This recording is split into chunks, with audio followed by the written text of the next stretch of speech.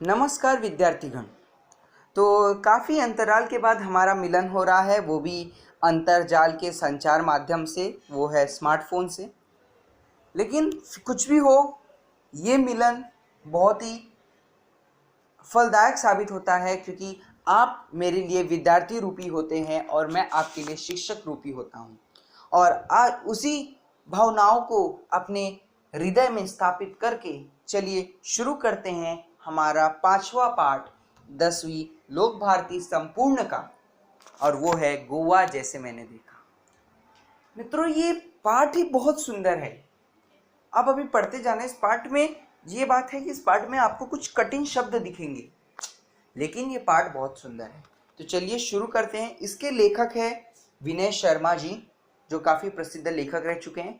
इनके बारे में यहाँ दिया गया है, जो कि ये आपके बोर्ड एग्ज़ाम के लिए काफ़ी ज़रूरतमंद नहीं है, इसीलिए मैं इसे पढ़ने की सलाह नहीं देता। फिर भी अगर आपकी तहे दिल से इच्छा हो तो आप इसको पढ़ सकते हो। चलिए हम शुरू करते हैं हमारा पाठ, गोवा जैसे मैंने देखा, लेखक विनय शर्मा। इसको दरअसल एक कहते हैं यात्रा वर्णन, ठीक है, या फिर यात्रा वर्णन, क्योंकि विनय शर्मा जी ने एक स्थान के बारे में उनकी भावनाएं, उस स्थान की सौंदर्य, उस स्थान की गरिमा, उस स्थान की हरितिमा बताई है, और वही हम पढ़ने जा रहे हैं। तो चलिए शुरू करते हैं। गोवा यह नाम सुनते ही सभी का मन तरंगायित हो उठता है। मैं आपको अर्थ बताते जाऊंगा, आपका काम है पेंसिल से लिखते जाना। ठीक, तरंगायित मतलब प्रफुल्लित, प्रसन्न, आनंददायक।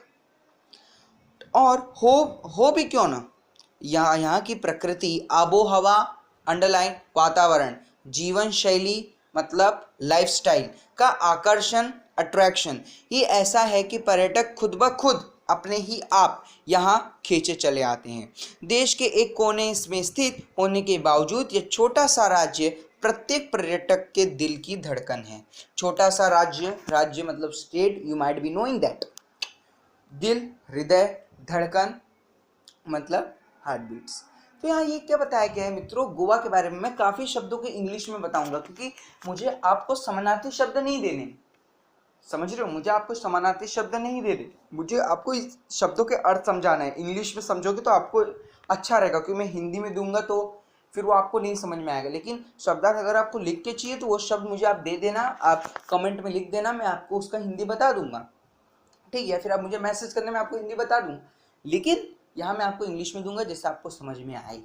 या फिर जब हमारे क्लासेस चालू होंगे, लेक्चर, जब हम सामने सामने रहेंगे, तब आप पूछना, तब मैं आपको बताऊँगा, अंडरलाइन कर दूँ। तो मित्रों यहाँ ये बताया गया है कि गोवा के सौंदर्य के बारे में दिखाया है कि गोवा का नाम सुनते ही लोगों के अंदर पर्यटन की भावना उठने लगती है।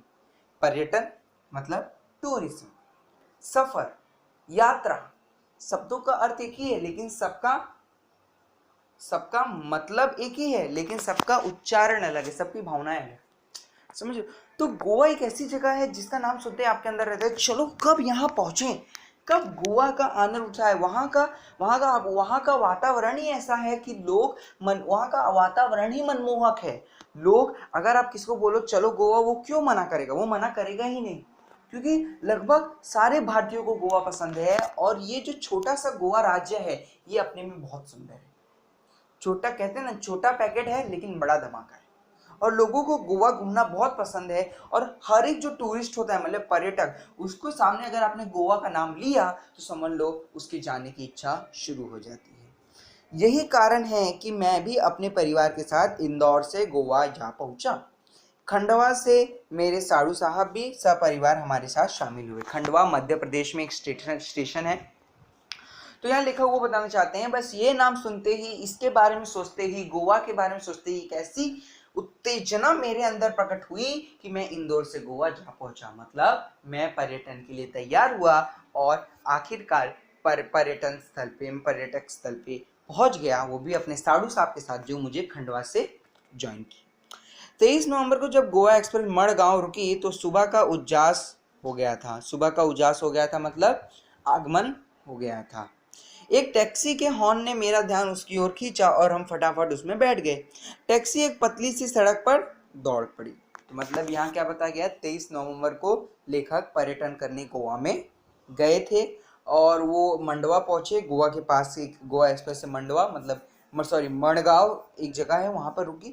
और सुबह का जो जब वो रुकी तब तक सुबह हो चुकी थी, और जैसे वो स्टेशन से बाहर आए या फिर जैसे वो उतरे ट्रेन से, उन्हें एक टैक्सी दिखी और वो टैक्सी में बैठकर चल पड़े। शीतल मतलब ठंडी, शीतल हवा के झोंकों में से मेरा मन प्रसन्न हो गया और यात्रा की सारी थकान मिट गई। मैं सोचने लगा कि पर्यटन का भी अपना ही आनंद है। जब हम जीवन की कई सारी समस्याओं से जूझ रहे हों तो उनसे निजात पाने का सबसे अच्छी तरीका पर्यटन ही है। बदले हुए वातावरण के कारण मन तरोताजा मतलब रिफ्रेश हो जाता है तथा शरीर को कुछ समय के लिए विश्राम मिल जाता है। मतलब लेखक ने किसी तनावग्रस्त व्यक्ति के लिए पर्यटक एक उपचार जैसा बताया गया है। समझ रहे हो, ये वाक्य का मतलब यही है कि कहीं ना कहीं अगर आपके जीवन में तनाव बहुत ज़्यादा है, आप परेशान हैं, आप चीज़ों से मुश्किलों से जूझ रहे हैं, तो आप जरूर पर्यटन करें, क्योंकि पर्यटन करने से आपका मन तरोताज़ा हो जाता है, आपका मन रिफ्रेश हो जाता है और आपको एक अलग ही ताजगी की अनुभूति होती है। कुछ देर बाद हमारी टैक्सी मडगांव के 5 किमी दूर दक्षिण में स्थित कस्बा बेन्यून के एक रिसोर्ट में जाकर पहुंची। यह रिसोर्ट हमने पहले से बुक कर लिया था, इसीलिए एक औपचारिक खाना पूर्ति कर हम आराम करने के इरादे से अपने अपने सूट में चले गए। इससे पहले कि हम कमरों से बाहर निकले, मैं आपको गोवा की कुछ खास बातें बता दूं। तो मतलब क्लास ऐसा लग रहा है कि लेखक आपको साक्षात गोवा में खड़ा कर दिए, जहां आप अपने विचारों से परिपूर्ण हैं, आप अपने विचारों को सोच रहे हैं और आप उसका क्या उठा रहे हैं बच्चों, आनंद उठा रहे हैं। तो ये बताया गया है कि टैक्सी 5 किलोमीटर दूर आकर एक रिसोर्ट पर रुकी। उस रिसोर्ट में हम गए, हमने औपचारिक खाना पूर्ति मतलब एक फॉर्मल ब्रेकफास्ट या फॉर्मल लंच किया। उसके बाद मतलब जितना हमें आवश्यकता थी उतना, भुक्कड़ों जैसा नहीं खाया, हमने लंच किया। उसके बाद हम अपने अपने कमरे में चले गए। अब लेखक ये बोल रहे हैं कि कमरे से निकलने से पहले मैं आपको इसके बारे में कुछ विशेषता बता दूं। क्या विशेषता बताएंगे जो आप सबको मालूम है कि गोवा 2 राज्यों में बटा है वगैरह वगैरह। तो दरअसल गोवा राज्य 2 भागों में बटा हुआ है, दक्षिण गोवा जिला तथा उत्तर गोवा जिला। इसकी राजधानी पणजी मांडवी नदी के किनारे स्थित है। यह नदी काफ़ी बड़ी है तथा वर्ष भर पानी से भरी रहती है। फिर भी समुद्री इलाकों होने के कारण यह मौसम से प्रायः उष्ण तथा हवा की नमी बनी रहती है। मतलब यहाँ क्या बताया गया है, गोवा के 2 भाग है। 2 भाग मतलब आप बोल सकते हो 2 ही डिस्ट्रिक्ट है, एक है नॉर्थ गोवा, एक है साउथ गोवा। अब यही बताया गया ये गोवा की जो राजधानी है वो क्या है, राजधानी पणजी, जो कहाँ स्थित है, मांडवी जो नदी है दैट मांडवी रिवर, इसके किनारे ये नगरी बसी हुई है जिसका नाम है पणजी। यहाँ ये भी बताया गया है कि this river is a perennial river मतलब कि जो पूरे साल बहती रहे, इनका पानी कभी खत्म नहीं होता, कभी ये नदियाँ सूखती नहीं है, हमेशा बहती रहती हैं। और लेकिन फिर भी भले यहाँ नदियाँ बहती है लेकिन यहाँ का वातावरण थोड़ा नम है। नम मतलब क्या होता है, थोड़ा उमस भरी मतलब गर्मी जैसा है। वो इसका कारण यही है क्योंकि उमस मतलब ह्यूमिड, इसका कारण यही है क्योंकि ये समुद्र किनारे बसा हुआ है। शरीर चिपचिपाता रहता है लेकिन मुंबई जितना नहीं, क्योंकि यहाँ का क्षेत्र हरितिमा से भरपूर है और फिर भी धूप तो तीखी ही होती है। चिपचिपा मतलब आप जानते हो ह्यूमिड में थोड़ा पसीना जैसा तो आपका चिपचिपाएगा। लेकिन यहाँ ये भी बताया जा रहा है कि मुंबई से कम गर्मी है यहाँ, क्योंकि गोवा का एनवायरनमेंट में ग्रीनरी भी है, यहाँ ग्रीनरी भी है जो लोगों को अच्छी लगती है। और चाहे जितनी ग्रीनरी हो जाए, चिपचिपाता इसलिए होता है क्योंकि धूप तीखी होती है। धूप इज वेरी स्ट्रॉन्ग, आफ्टरनून का जो सनलाइट होता है वो थोड़ा स्ट्रॉन्ग होता ही है। यूँ तो गोवा अपने खूबसूरत सफ़ेद रेतीले तटों, महंगे होटलों तथा खास जीवन शैली के लिए जाना जाता है, लेकिन इन सब के बावजूद यह अपने में एक सांस्कृतिक विरासत भी समेटे हुआ है। तो मतलब यहाँ क्या बोला है, भले गोवा में सब कुछ मॉडर्न है, आधुनिक है, मतलब नया है कि यहाँ रिसोर्ट अच्छे महंगे है, साथ ही साथ यहाँ सफ़ेद मतलब वाइट सैंडेड बीच है, मतलब जहाँ की मिट्टी सफ़ेद हो, जहाँ का बालू सफ़ेद हो वैसे बीचेस हैं। लेकिन वहाँ कल्चरल लाइफस्टाइल भी है, गोवा में सांस्कृतिक जीवन शैली भी है। विरासत मतलब राज्य।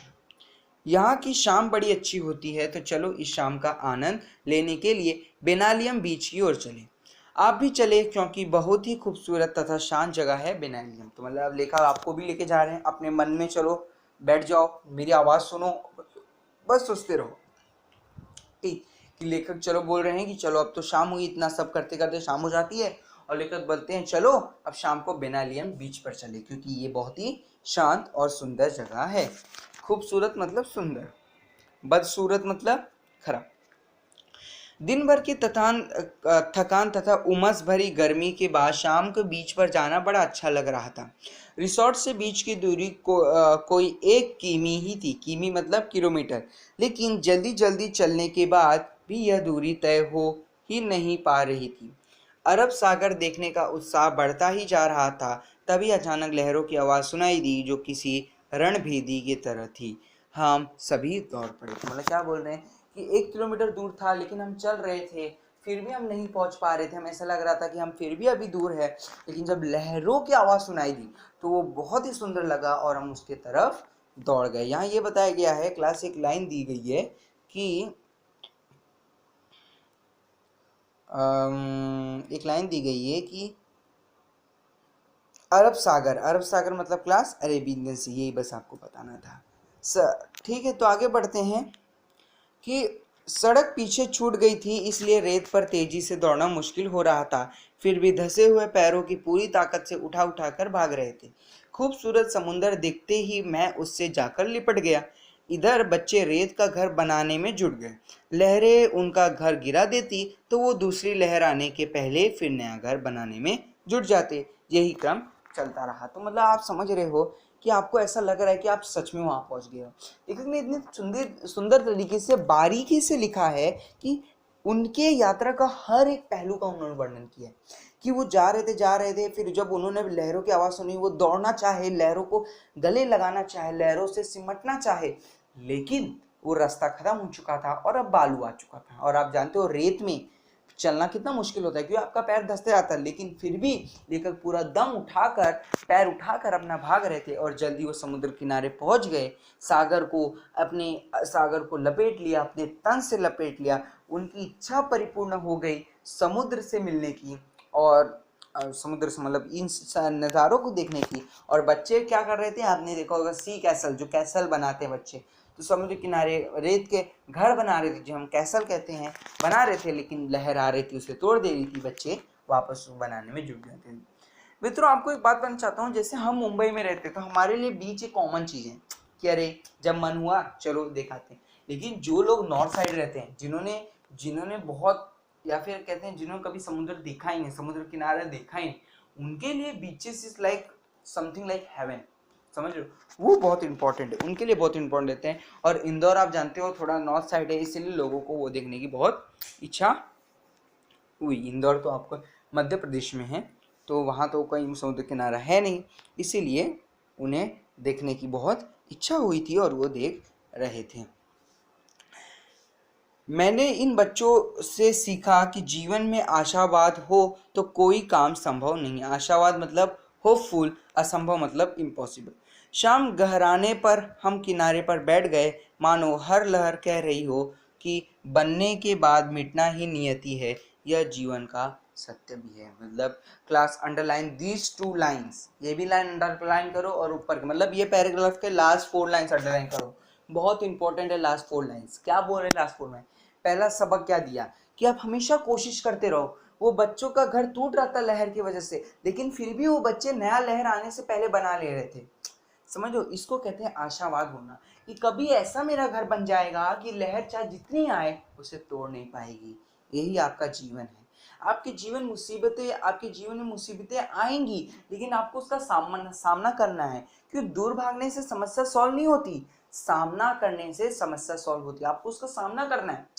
और इतना जैसे आप एक समस्या सॉल्व करोगे आपको उसकी खुशी मिलेगी, लेकिन दूसरे समस्या आने के लिए तैयार है तो उसके लिए आपको वापस उन खुशियों, उस ताकत को एकजुट करना पड़ेगा कि एक दिन ऐसा हो जाए जब समस्या ही बंद हो जाए, लेकिन मेरे ऐसी ताकत हो जाए, चाहे जितनी समस्या आ जाए वो मेरी ताकत को डगमगा नहीं सकती। ये पहला सबक। दूसरा सबक क्या बोल रहा है कि जो सुबह थी वो कितनी सुंदर थी, लेकिन रात आ गई, अंधेरा छा गया। कभी ये कहना चाहते हैं कि आपका जीवन में कुछ भी बनने के बाद, उसका मिटना, किसी भी चीज का निर्माण होने के बाद उसका टूटना, उसका बिखरना नियति का विधान है। जो इस धरती पर जन्म लिया है उसकी मृत्यु अटल है, वो अमर नहीं हो सकता। यहाँ एक मजेदार दृश्य भी देखने को मिला। लहरों की आवाज के बीच पक्षियों की टी टी की आवाज भी आपका ध्यान अपनी ओर खींच लेती है। दरअसल ये पक्षी लहरों के साथ बहकर आई मछलियों का शिकार करने के लिए किनारे पर ही मंडराते रहते हैं, लेकिन जब तेज हवा के कारण एक ही दिशा में सीधे नहीं उड़ पाते तो सुस्ताने के लिए किनारे पर बैठ जाते हैं। जब यहाँ बैठे कुत्तों का इसी बात का इंतजार रहता है। मौका मिलते ही वे इन पर झपट पड़ते हैं, लेकिन बेचारे कुत्तों को सफलता कम ही मिल पाती है। समझ रहे हो? तो किस तरह से लेखक ने कैसे सुंदर तरीके से बातों को लिंक किया है। देख सकते हैं आप कि पक्षियां टीटी करती हैं और लहरों के साथ इनकी आवाज मिलती है, वो मिलकर जो हमारे कानों में सुनाई देती है, वो बहुत ही सुंदर होती है। अब ये पक्षियां जो अब देखो, जो नदी जो लहरें आ रही है, लहरें के साथ क्या होता है, कुछ मछलियां आ जाती है तट पर। जब कुछ मछलियां वो बीच पर आ जाती है, तट पर आ जाती है, तो उसके बाद जो ऊपर उड़ते चिड़ियाएं रहती है या फिर पक्षी रहते हैं, वो नीचे आते कि उन मछलियों को खा पाए, और वो वहीं किनारे पर बैठे रहते हैं कि अब मछली आएगी अब खाऊं। लेकिन उनका शिकार उन शिकारियों का भी शिकार करने के लिए पीछे कुत्ते बैठे रहते हैं जो सवा शिकार हैं। वो चाहते हैं कि इन पक्षियों को ले, लेकिन कुत्तों को सफलता हालांकि उन पक्षियों से कम ही मिल पाती है। और यहाँ उनको कैसे लिंक किया गया है देखते हैं। पक्षियों का बैठना, कुत्तों का दौड़ना और पक्षियों का टी टी कर उड़ जाना, यह दृश्य सैलानियों का अच्छा मनोरंजन करता है। सैलानी मतलब पर्यटक, जो सैर पर आते हैं उनको हम क्या बोलते हैं, सैलानी। इधर जैसे ही सूर्य देवता ने विदा ली, वैसे ही चंद्रमा की चांदनी ने नहाकर समुद्र का नया ही चेहरा नजर आने लगा। अब समुद्र स्याह और भयावह दिखने लगा। क्या समझ रहे हो? मतलब अब जैसे सूर्य, जब तक सूर्य था तब तक ठीक था, लेकिन जैसे रात होती है तब समुद्र का पानी भी भयावह दिखने लगता है। आप यू माइट भी नो कि पानी रात को, जैसे समुद्र में रात का पानी बहुत भयानक दिखता है, इसमें मछली कैसी होगी, या रात का अंधेरा तो अलग ही होता है। भले सुबह की रोशनी एक नया सुबह लाती, लेकिन कुछ भी हो, चांद की चांदनी उसमें बहुत ही सुंदर लगती है। अगले दिन हमने बस से गोवा घूमने की योजना बनाई। मतलब योजना मतलब आइडिया आप बोल सकते हो, तरकीब। वैसे घूमने फिरने के लिए यहाँ बाइक आदि किराए पर मिल जाती है और उन पर ही घूमने का मजा भी आता है, लेकिन बच्चों के कारण हमने बस से जाना मुनासिब समझा। समझ हो तो क्या बोल रहे हैं? मुनासिब मतलब अच्छा, सेफ। समझ लो, सेफ मतलब ये ठीक रहेगा ऐसा। तो ये बोलना चाहते हैं कि अब देखो बाइक जो है, अब अगर बच्चे रहेंगे तो आप जानते हो बाइक से कैसे मस्ती करते हैं, बाइक पे भी कुछ बच्चे उछल कूद करते हैं, इससे खतरा है क्योंकि बच्चों के साथ अपघात भी हो सकता है। तो इससे अच्छा बस ही रहेगा, बच्चे उसमें सेफ रहेंगे और सब एक साथ चलेंगे। क्योंकि बाइक किराए पर लेकर थोड़ा रिस्क लेकर भी जाना क्या मतलब, आप घूमने आए हो तो फ्री माइंडेड घूमोगे। ठीक, ओके, चलिए अब आगे क्या बताया गया। यहाँ भी फूड की अधिकता, यहाँ सी फूड मतलब समुद्री भोजन। समुद्री भोजन में क्या आता है, मछली, खेकड़े, समझो ये सब जो होते हैं ये सब समुद्री भोजन में आते हैं। अधिकता होने के कारण शाकाहारी प्राणियों का सुस्वादु भोजन की समस्या से भी दो चार होना पड़ता है। मतलब कि जो शाकाहारी लोग हैं, जो ब्राह्मण है, या फिर आप बोलते हो जो लोग शाकाहारी है, वेजिटर्स, उन लोग क्या करते हैं, उन लोग तो ये सब खा नहीं सकते मछली वगैरह, और गोवा में यही ज़्यादा मिलता है, इसीलिए उनके लिए थोड़ा प्रॉब्लम होती है। काफ़ी भटकने के बाद अच्छा भोजन मिल गया तो समझो किस्मत और जेब तो ढीली ही होगी। यह समस्या हमें पहले से पता थी, इसीलिए हम समझ क्या लिखा, क्या बताना चाहते हैं कि हमें पता था कि गोवा में सी फूड फेमस है, वहाँ लोग मांसाहारी को ज़्यादा प्रेफरेंस देते हैं, क्योंकि आप भी जानते हो जो समुद्रों की नगरी है वहाँ पे तो समुद्र ही मेन रहेगा ना, तो वहाँ कहाँ शाकाहारी खाना मिलेगा, इसीलिए लेखक ने शाकाहारी खाना अपने घर से लाया था। मित्रों, यहाँ हमारा पार्ट 1 खत्म होता है। जल्द ही मैं आपके सामने प्रस्तुत करूंगा इस चैप्टर का पार्ट 2। तब तक आपका काम है इस चैप्टर को रिवाइज करना। शब्दार्थ से जो शब्द आपको नहीं मिले वो ढूंढ लीजिए शब्दार्थ में। अगर फिर भी आपको नहीं मिलता है तो आप मुझे कमेंट कीजिए, मैं आपको आंसर, आपका सर तो बैठा ही है, आपको सारे आंसर्स दे दूंगा। Be safe,